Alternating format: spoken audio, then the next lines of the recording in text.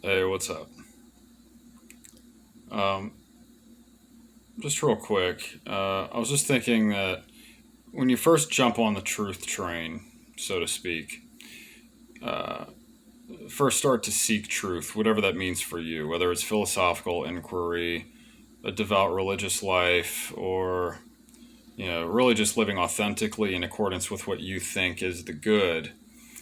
Regardless, it's important to do so out of love for truth, not out of hate for the other side, whether it's just, falsity or evil.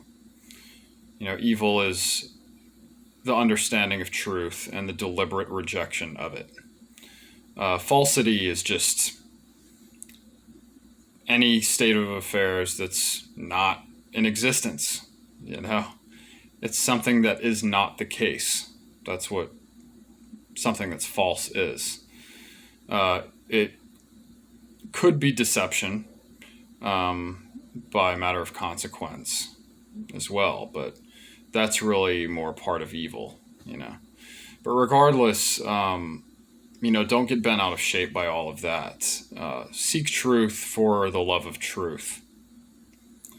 And when you first start out, you're on the caboose of the truth train, so to speak. The tracks are narrow, and that last car on the train is the lightest and the shakiest and the roughest ride. And you're clinging on to the back rail, trying not to fall off, you know?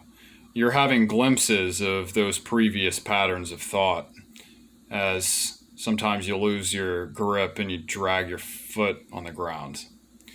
And it's trying to suck you back off. And you might fall off. And you may have to try to play catch up or wait for the next train to pass, and jump on that one. But regardless, it's a struggle at the start. You're unwinding. You're having to put everything that you previously believed. That whole, it's not just the thoughts and the beliefs themselves, but the pattern, the structure that underlies them, the integrity that held them together, or lack thereof. You'll find that there wasn't really integrity to begin with, and that can be terrifying. Like, oh, my whole life has been a lie up until this point. Well, yeah. So it's also important not to hate yourself, your past self, for believing deception, falsities, evils. Just focus on, start out taking those glimpses of peace that you have, that you acquire, that truth affords you, even if it's little. You're always going to pay a price. There's always going to be an expenditure of energy. There's always going to be some kind of price that you have to pay somewhere, things that you have to let go, people that you have to let go, old patterns of thoughts, that you have to let go.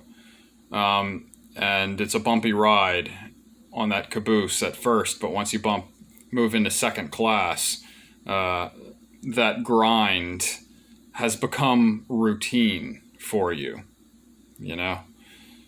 Again, it's important to carry a grateful attitude through this whole process. It'll keep you going. But so yeah, that caboose is crazy, man. It's like a psychedelic drug den, because while you're clinging on, everyone else in there is as well. You're fighting over grip on the guardrails around the car, and you're just kind of trying to make it into that next car, And then by the time you get into first class, it's a smooth ride. It's right behind the engine, It's just smooth sailing. Filtering through the bullshit at that point has become routine, and you continually are taking peace from knowing the truth, and you're at the point where you can foresee the prices that you'll have to pay for accepting the truth.